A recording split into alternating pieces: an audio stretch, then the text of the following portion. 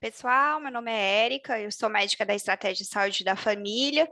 Atualmente eu trabalho no posto de saúde Anastácio Magalhães e hoje eu vou falar para vocês sobre um tema que é bem recorrente, que é o pré-natal. Para a gente tentar unificar as nossas condutas, né, baseado em evidência científica, eu tentei montar essa apresentação.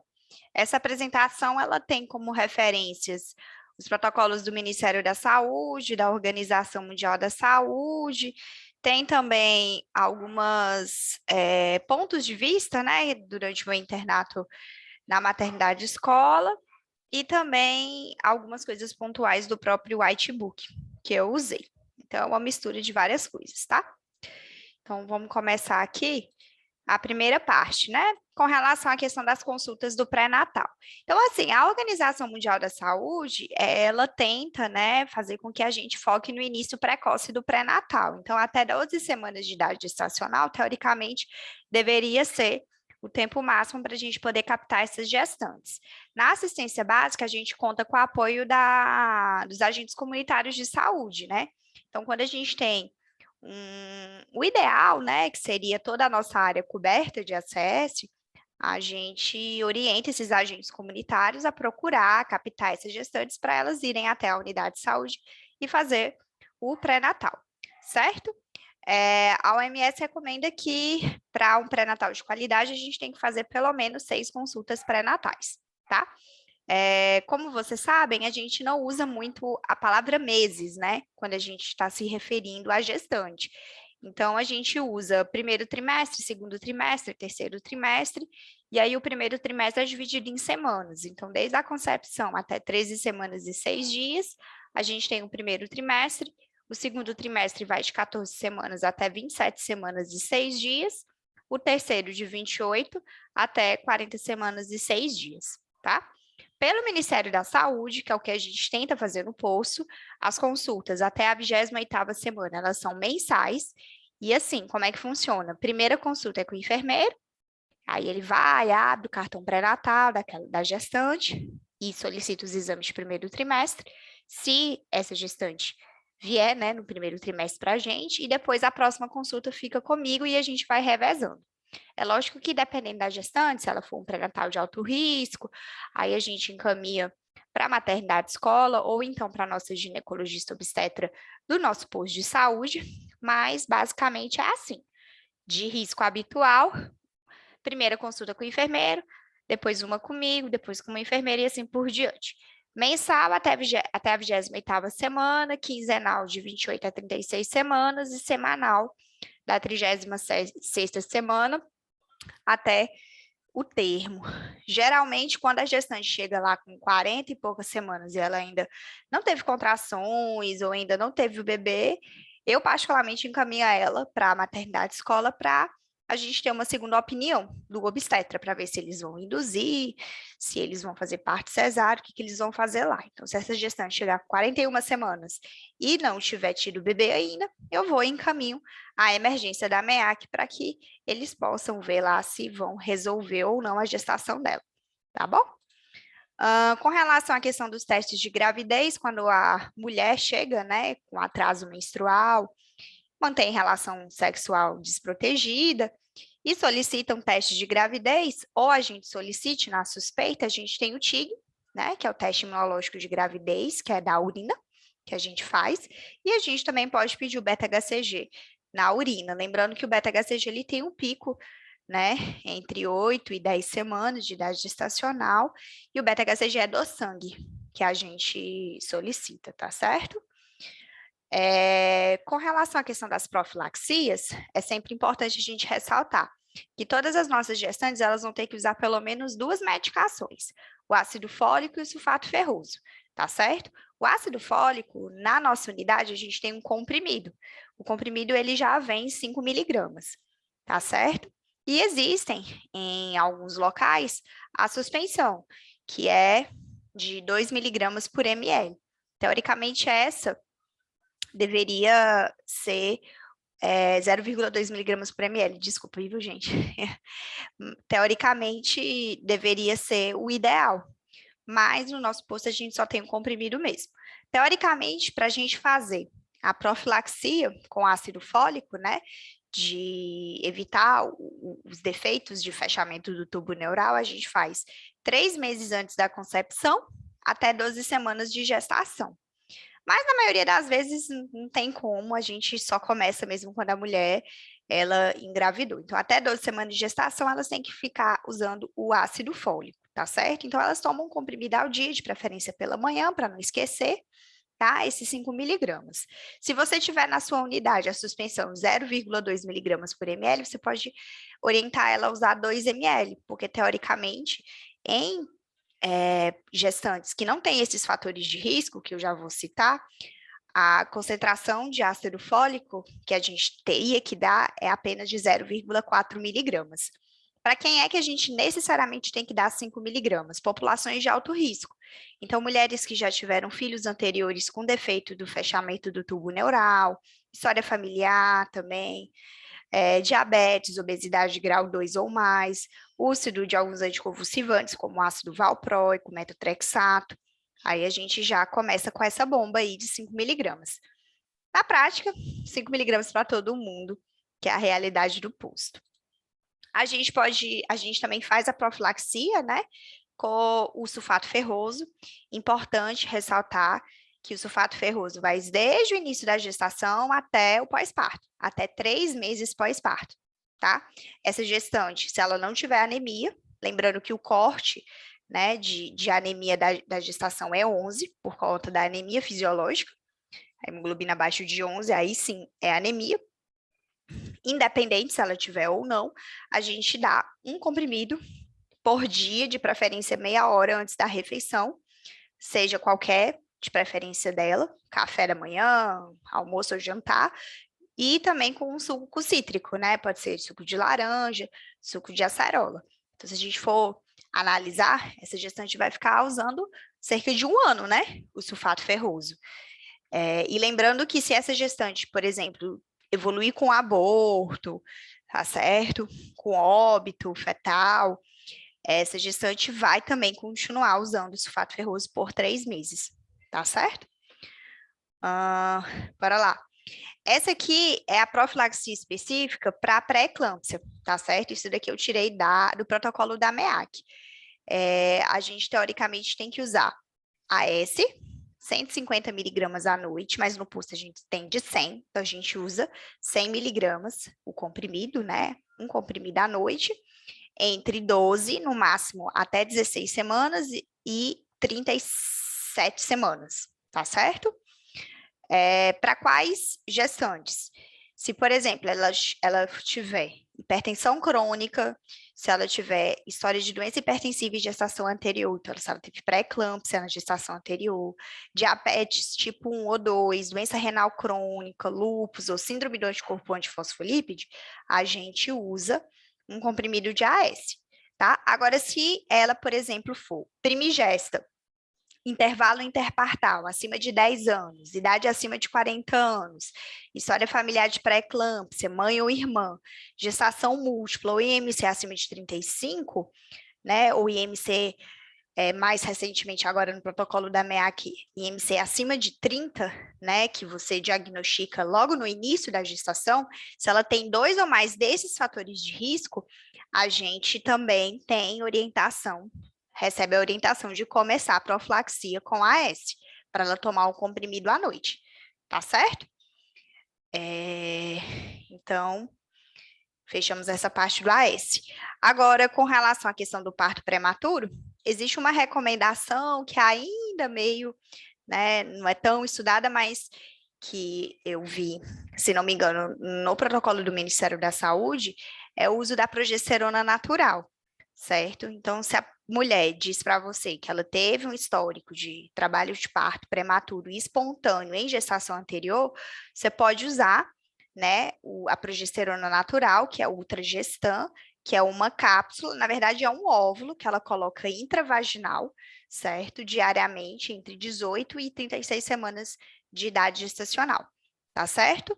E para aquelas mulheres que têm competência istmo cervical, que é observada clinicamente quando ela tem mais de 3 partos prematuros ou abortos de segundo trimestre, né? ou um afinamento do colo, que é visto pela ultrassonografia transvaginal, você pode realizar essa cerclagem, né, que é o pontinho do colo uterino entre 12 e 16 semanas, e no caso o fio deve ser retirado na 37ª semana. Nesses casos a gente encaminha para a maternidade, né, para eles poderem fazer essa cerclagem. Com relação à questão das vacinas, importante ressaltar, toda gestante, independente se ela teve bebê há pouco tempo, ela tem que usar em toda gestação a vacina DTPA. A DTPA é a difteria, tétano, pertussis e acelular. Essa DTPA, na verdade, ela protege o bebê da coqueluche, tá certo? Então, em toda gestação, a partir de 20 semanas de idade gestacional, essa gestante deve receber DTPA. Ah, Érica, mas se, por exemplo, ela nunca foi imunizada, ela tem vacinação incompleta com a vacina da difteria e tétano adulta, por exemplo, o que a gente faz? Aí é só ler as recomendações, tá certo? No caso específico do posto Anastácio, a gente tem uma equipe de enfermagem que é especializada em vacina. Aí a gente encaminha essa gestante à sala de vacinação e as meninas elas já sabem de qual é salteado, como é que tem que ser feita a vacinação dessa gestante, tá certo? Mas só para ressaltar a importância da gente sempre recomendar a DTPA a partir de 20 semanas de idade gestacional para todas as gestantes. Outra coisa também é com relação à hepatite B, que a gente está orientado a fazer após o primeiro trimestre. A gente faz a hepatite B se essa gestante, por exemplo, no cartão pré-natal dela não tiver, né, um cartão pré-natal ou cartão de vacinação prévio dela, né, não tiver sido registradas as 3 doses de vacina de hepatite B, aí a gente está orientado a fazer na gestação. Particularmente, eu gosto muito de basear minha conduta pelo anti-HBS. Então, se essa gestante não tem nenhum dado de vacina no cartão pré-natal, eu solicito o anti-HBS se ele for negativo, né? E também, independente se a gente conseguir fazer ou não, se ela não tiver nenhum registro, eu também oriento a gente realizar a vacina da hepatite B. Aí são nas doses de 0, 1 e 6 meses, tá certo? Lembrar que lá no Anastácio tem o pessoal da sala de vacinação. Então, as meninas, assim, se a gente não dizer para a gestante, as meninas vão falar, mas nada custa da gente poder ressaltar a importância, até porque muitos de vocês, depois que se formar, vão trabalhar em outros postos de saúde, pode não ter uma sala de vacinação, onde as enfermeiras vão orientar direitinho. Então, cabe ao médico ressaltar a importância da vacinação. Então, a gente já falou da DTPA, falamos da hepatite B, a influenza está orientada em fazer em qualquer trimestre, tá certo? Então, na campanha de vacinação, a gente faz a vacina e a da Covid também, tá certo? Provavelmente essa vacina da Covid pode ser que ela vire igual à influenza, tenha que fazer anualmente, mas a gente orienta a gestante a tomar a vacina da Covid. A AstraZeneca, né, que é aquela que associou a uns problemas de hipercoagulabilidade, ela não está indicada na gestação, e aí, nas próprias campanhas de vacinação, se a mulher diz que ela é gestante, ela usa ou da Pfizer ou Janssen, outra vacina disponível, tá certo? Vamos lá. Pode ser que até esse momento que vocês estão assistindo essa videoaula, essa recomendação tenha sido mudada por novas evidências científicas, mas até hoje, agosto, a gente recomenda não fazer a AstraZeneca, tá certo? Então, bora lá. O que não é bom vacinar durante a gestação? Então, vacinas com vírus vivos. Então, a tríplice viral, que é a sarampo, rubéola, cachumba, varicela, febre amarela, HPV, a gente não fala com a gestante para fazer a vacina. A gente orienta ela a fazer após ter o bebê. Caso essa gestante, por um acaso, se vacinar com uma dessas vacinas, a gente vai ficar só observando mesmo, tá certo? Mas a gente não recomenda o uso das vacinas com vírus vivos. Com relação à questão dos exames, no FastMed, se vocês tiverem oportunidade depois de verem, lá tem, por exemplo, a listinha dos exames que devem ser solicitados no primeiro trimestre. Como a primeira consulta pré-natal é feita com o enfermeiro, ele já pede esses exames na primeira consulta. Então, ele só clica lá e já baixa todo o checklist, tá certo?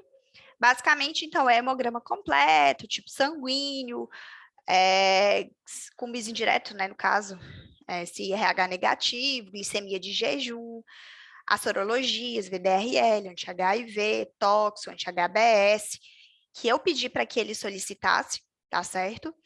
HBS antígeno, sumário de urina, urinocultura, então, basicamente são esses exames, tá certo? Esse paracitológico de fezes, eletroforese de hemoglobina, que é só em situação muito específica mesmo, como eu descrevi. E lembrando, né, do Papa Nicolau, que na gestação é sempre uma oportunidade daquela mulher fazer o seu exame preventivo se ela nunca o fez ou se estiver na hora de fazê-lo. Tá? Então, a gente pode sim fazer o Papa Nicolau durante a gestação, tá certo?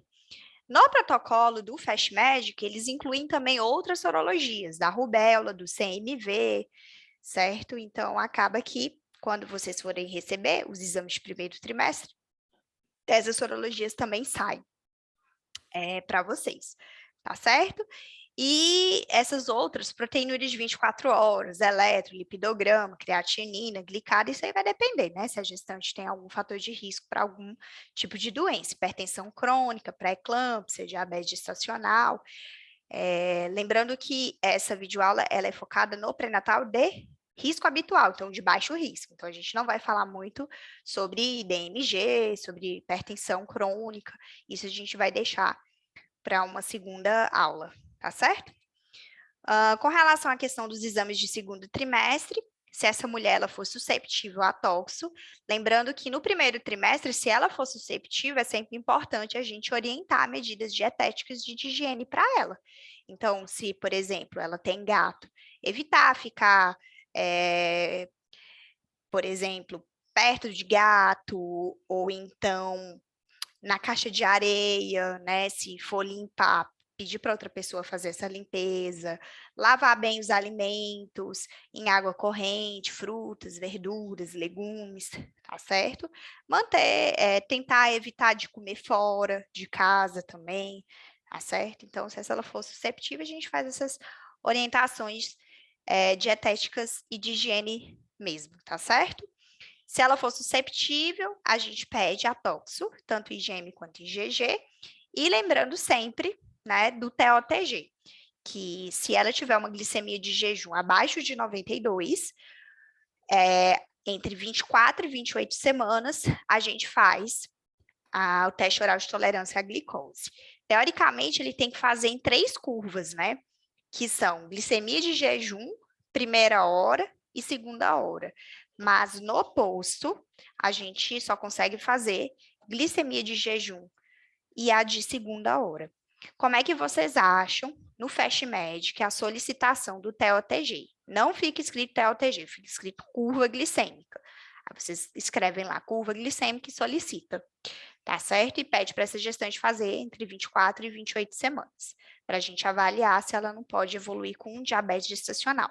Eu, particularmente, já peguei uma gestante em que eu diagnostiquei DMG depois que ela fez o TOTG, porque a glicemia de jejum dela estava de 70, e aí ela fez com 24 a 28 semanas, e eu vi que deu, na segunda hora, uma glicemia aumentada. Aí, nesse caso, eu comecei a orientar para ela medidas, né, de dietéticas, e felizmente ela não precisou evoluir para a insulina, tá certo? Então, é só uma importância da gente nunca esquecer disso aí. Exames de terceiro trimestre são esses supracitados, tá certo? Hemograma, glicemia, VDRL, sorologias em geral, sumário de urina, urinocultura, tá certo? E essa observação aqui eu já tinha falado no primeiro trimestre, que é sempre uma oportunidade para a gente fazer a prevenção do câncer de colo uterino, tá certo? Com relação à questão do ultrassom, tá, gente? O ultrassom a gente pode solicitar no momento do diagnóstico, e no momento do diagnóstico a gente geralmente pede ultrassom transvaginal, tá certo? Lembrando que o ultrassom transvaginal, ele vai ser importante para ver, né, se tem útero gravídico ou não, tá? E a gente sabe pela embriogênese que as partes, vamos ver, assim, da gravidez, elas surgem em ordem. Então, com 4 semanas, você vai ter ali o saco gestacional. Com 5 semanas, você já vai ter a presença da vesícula vitelínica. Com 6 semanas, o embrião já aparece. E entre 6 e 7 semanas, a gente já consegue auscultar o batimento do bebê, tá certo? Mas isso pelo ultrassom. Pelo sonar Doppler já demora um pouquinho mais, tá? Então, isso daqui é importante a gente ter essa noção até para tranquilizar a gestante, porque se ela fizer esse ultrassom muito novinho, o bebê, por exemplo, com 5 semanas, e o médico não conseguir auscultar o coraçãozinho, na verdade, para a gente tranquilizar essa gestante. Bom, ele não conseguia auscultar o bebê porque ele estava muito novinho. Aí, quando tiver entre 6 e 7 semanas, daria para escutar, tá certo? Então, isso daí a gente tem que ter bem claro na nossa cabeça. Outra coisa também é o seguinte: quando ela faz ultrassom transvaginal, bem cedinho, em alguns casos, o médico ele já tenta calcular ali a idade gestacional, mas a idade gestacional que a gente é mais fidedigna é quando a gente solicita o ultrassom de primeiro trimestre entre 11 semanas e 13 semanas e 6 dias, tá certo? Esse ultrassom de primeiro trimestre, ele tem a função de documentar, né, a gravidez, o número de embriões e sacos gestacionais e datar a gravidez a partir do comprimento cabeça-nádega. Se essa gestante está entre 11 e 13 semanas e 6 dias, o comprimento cabeça-nádega geralmente é entre 45 e 84 milímetros, tá certo? E aí, quando tá nessa faixa, né, de comprimento cabeça-nádega, o médico ele tem jeito de dizer com mais fidedigno a idade gestacional daquele feto, tá certo? Lembrando que nessa faixa etária também, a gente solicita a medida da translucência nucal. Teoricamente, o ultrassonografista tem que medir, mas nem sempre isso acontece. Então, para evitar a gestante ter que voltar para fazer a medida da translucência, eu já peço. Solicito ultrassom de primeiro trimestre, entre 11 semanas e 13 semanas e 6 dias, né? Principalmente a partir da data da última menstruação. A gente faz mais ou menos esse cálculo, com medida da translucência nucal. Sempre eu peço, com medida da translucência nucal. Né? A translucência nucal é uma medida que eles fazem para avaliar se aquela criança não tem risco de ter, por exemplo, algumas anomalias cromossômicas, como síndrome de Down, Turner, né? E o valor da translucência nucal é abaixo de 2,5, tá certo? Lembrando que esse ultrassom de primeiro trimestre é o que a gente vai usar a partir dali para a gente calcular a idade gestacional daquela gestante ao longo da gravidez, tá certo? O ultrassom de segundo trimestre é o ultrassom morfológico, que a gente pede entre 18 e 24 semanas, e ele serve para a gente estudar a morfologia fetal, avaliar a insuficiência cervical, risco de trabalho de parto prematuro.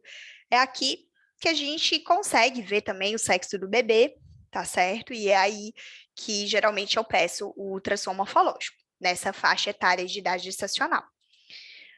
O ultrassom obstétrico, ele é solicitado a partir de 32 semanas, entre 32 e 36 semanas, e ele serve para avaliar o crescimento e bem-estar fetal, avaliar o ILA, né? Que aí vai depender muito do valor de referência, pode ser de 20 a 80, tem alguns lugares que é de 110 a 180, aí vai dar lá o valor de referência no ultrassom, tá certo? Avaliar também a questão da apresentação fetal, da localização placentária, tá? E existem também algumas indicações de Doppler, tá certo? Nesses casos aí que eu escrevi para vocês, né? A pessoa tem síndrome hipertensiva, suspeita de restrição do crescimento fetal, oligodrama, gemelar, a gente solicita, né, a ultrassonografia de Doppler das artérias uterinas para a gente avaliar se não tem nenhum tipo de restrição, tá certo? Da passagem do fluxo sanguíneo, algum tipo de resistência. Tá? E geralmente essas indicações de Doppler, elas são mais bem vistas com o pessoal do pré-natal de alto risco, tá certo? Geralmente quando essa gestante ela é alto risco, a gente encaminha ela para a maternidade escola e aí eles mesmos lá solicitam a ultrassonografia e fazem, né, a ultrassonografia com Doppler, tá certo? Com relação à questão do cálculo da idade gestacional, só para ressaltar aí para vocês, tá certo? A gente pode calcular tanto pela data da última menstruação, que é menos fidedigna, porque depende da memória da paciente, depende se os ciclos delas eram regulares, tá certo? Então, a idade gestacional, a mais fidedigna é aquela que a gente usa o ultrassom de primeiro trimestre, entre 11 e 13 semanas e 6 dias. Existem diversas calculadoras disponíveis para a gente calcular a idade gestacional, tá certo? Aqui eu coloquei um exemplo, se caso, por exemplo, você um dia estiver num canto que não tem internet nenhuma e tiver que calcular, aí eu coloquei aí mais ou menos como é que faz esse cálculo, tá certo? Mas no caso, o que acontece?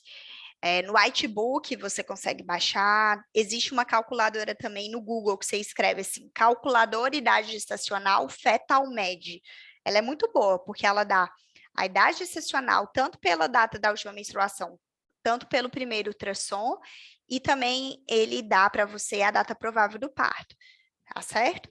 Aqui eu coloquei para vocês a regra de Naegeli, né?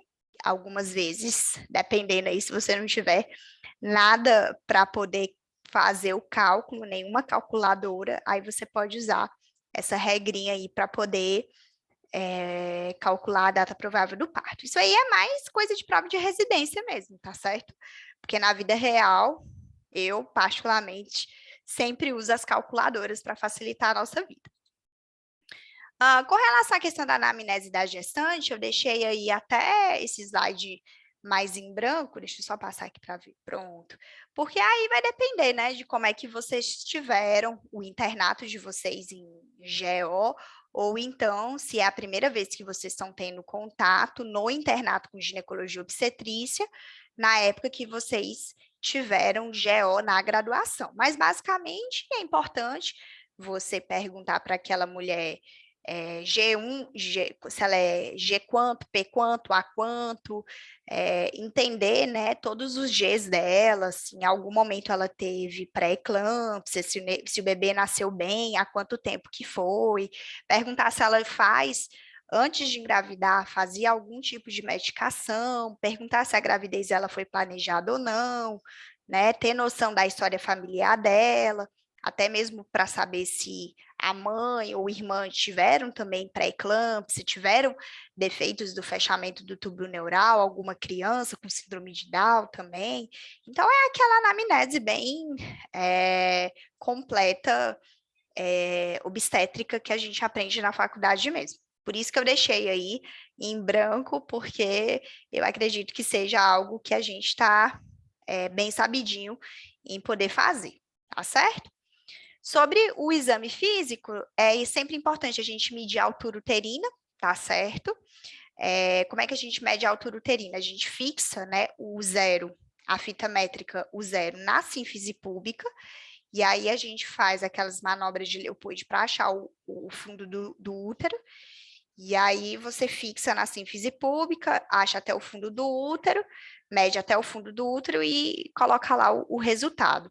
Lembrando que até 12 semanas, geralmente, você vai conseguir achar esse fundo do útero na sínfise púbica. Com 20 semanas, o fundo uterino está já na cicatriz umbilical. Com 16 semanas, está no metade do caminho entre a sínfise púbica e a cicatriz umbilical.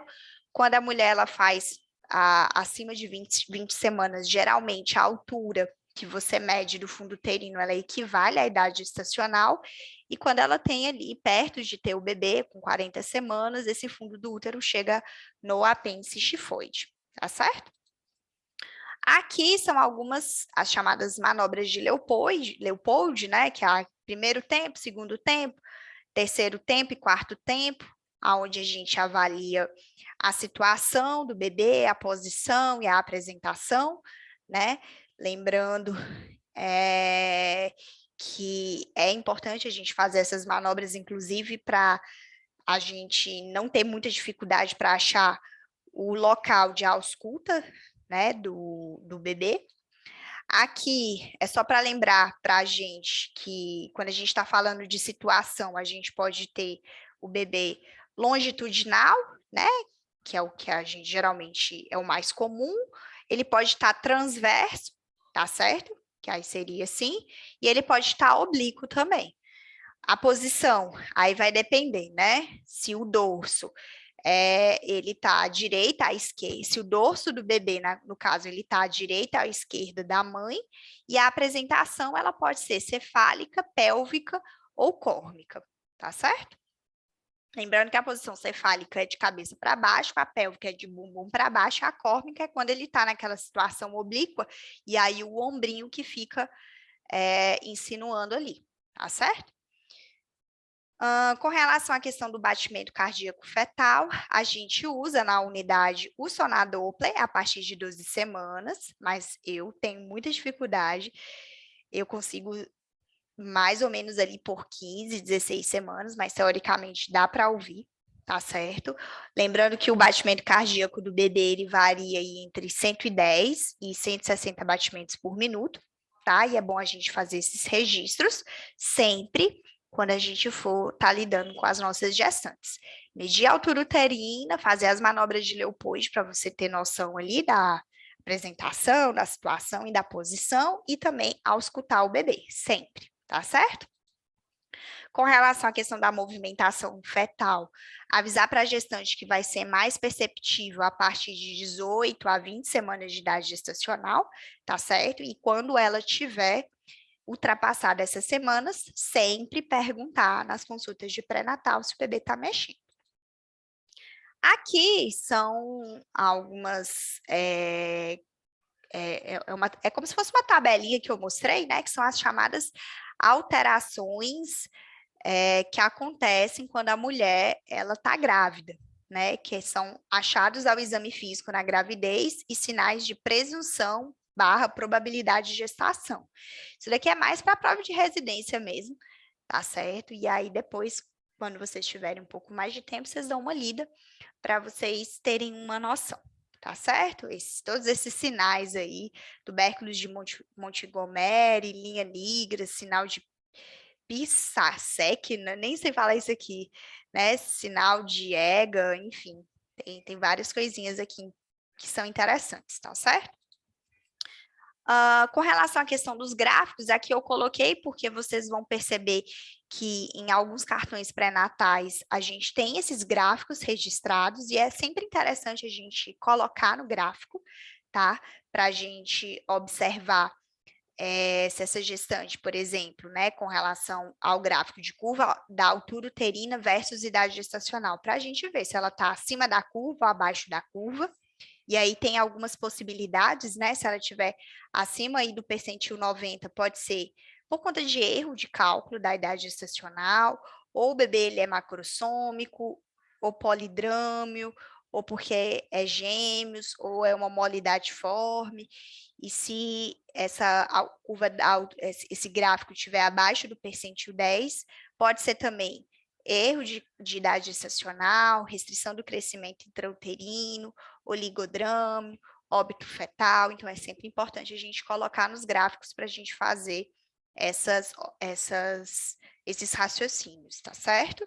Aqui também é a chamada curva de estado nutricional que a gente usa para avaliar se essa gestante ela está acima do peso, abaixo do peso, sobrepeso, né? E aí a gente tem que fazer as orientações, principalmente se ela estiver aqui, né, em obesa ou sobrepeso, para tentar manter uma rotina de atividade física, pelo menos 30 minutos de caminhada por dia, uma dieta mais equilibrada. Na nossa unidade, a gente tem a opção de encaminhar essa gestante para nutricionista. Então, se tiver vaga, a gente pode colocar para a nutricionista orientar essa gestante dar a melhor dieta, né, personalizada para ela. Então, a gente tem que fazer essas orientações, tá certo? Aqui é um gráfico que é o ganho de peso na gravidez, que eu coloquei aqui só para a gente lembrar, né? Se no primeiro dia que ela chega lá na unidade, o enfermeiro, por exemplo, né? Porque teoricamente isso daqui é o peso logo que da primeira consulta pré-natal, tá certo? Ou, né, de preferência, usar o peso pré-gestacional referido, ou anterior a 13 semanas de idade gestacional para o cálculo do IMC, tá certo? Então, a gente pode colocar aí, ó, IMC pré-gestacional, se ela era baixo peso, ou IMC adequado, sobrepeso ou obesa. Aí o ganho total de quilos, né? Para baixo peso, de 12,5 a 18 quilos, se ela tivesse no IMC adequado, de 11,5 a 16 quilos, sobrepeso de 7 a 11,5 quilos e obesa entre 5 e 9 quilos, tá? É só para a gente ter essa noção mesmo. Aqui, gente, é o cálculo, né, que a gente faz, a classificação do risco obstétrico, né? No caso, o que acontece? Quando eu verifico que essa gestante apresenta alguma dessas condições, sejam condições prévias ou de gestações anteriores, eu já faço encaminhamento para o pré-natal de alto risco ou para a nossa ginecologista da unidade, que a gente tem uma obstetra, tá certo? E aí, essa tabelinha mesmo é só a gente ter na palma da mão, né? Então, se, por exemplo, a paciente é cardiopata, pneumopata grave, nefropata, tem diabetes, hipohipertiroidismo, lúpus, enfim, essas condições que foram citadas, além dessas aqui, a gente faz o encaminhamento para o pré-natal, de alto risco, tá certo? Só lembrando uma coisa, tá, gente? Quando a gente encaminha essa gestante para o pré-natal de alto risco, não quer dizer que ela vai ficar só lá na maternidade dela. Não, ela fica fazendo acompanhamento pré-natal com a gente também, para ela não perder segmento, tá certo? Então, ela faz o acompanhamento tanto na maternidade quanto no posto, tá? A diferença vai ser que ela vai ter uma assistência mais personalizada para ela na maternidade, tá certo? Mas a gente também faz o acompanhamento dela no pulso, a gente não perde o segmento com essa gestante. Aqui são algumas orientações que eu coloquei para a gente, que é sempre importante reforçar, principalmente quando ela estiver lá já no terceiro trimestre, a importância da amamentação. Então, falar com essa gestante desde o início, né, de que é importante ela fazer a amamentação exclusiva até os 6 meses de idade, por conta das vantagens tanto para ela quanto para a criança, porque alguns estudos mostram que quanto mais previamente, né, a gente introduz esses conceitos para ela, maiores são as chances dela realmente conseguir manter aí, né, no período puerperal, pós-gestacional, essa amamentação de forma exclusiva, tá certo? Outra coisa também, eu montei um plano de parto baseado em alguns protocolos aí do Ministério da Saúde, da Organização Mundial da Saúde, de coisas que eu achei na internet também, para as gestantes. Então, eu fiz um plano de parto para elas, tá certo? Que tem, inclusive, no Drive, que a gente tem disponível na unidade, que é aquela doutora Érica Clínica Geral, né? Que vocês já devem ter acesso.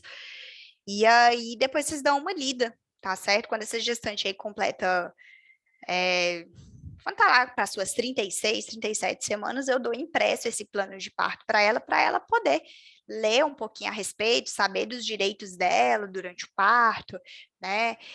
Até mesmo para ela poder se organizar com relação à questão das maternidades que ela for procurar no dia, porque muitas delas chegam dizendo para mim, eu quero fazer meu parto na maternidade escola, mas em alguns momentos a gente sabe que não é possível, porque fica lotado ou não tem vaga, então até mesmo para ela saber, se não for possível na maternidade escola, então ela vai para o César Carlos, ela vai para o HGF, ou ela vai para o Hospital da Mulher, ou ela vai para o Gonzaguinha, tá certo? E ela também saber os direitos dela, do parto humanizado, né? E eu acho que é importante toda gestante ter essa noção, tá certo? principalmente as nossas, que muitas das vezes não conhecem nem nunca tiveram contato com esse plano de parto, é a primeira vez que a gente mostra para elas essa oportunidade, tá certo? Aqui são algumas observações, tá certo?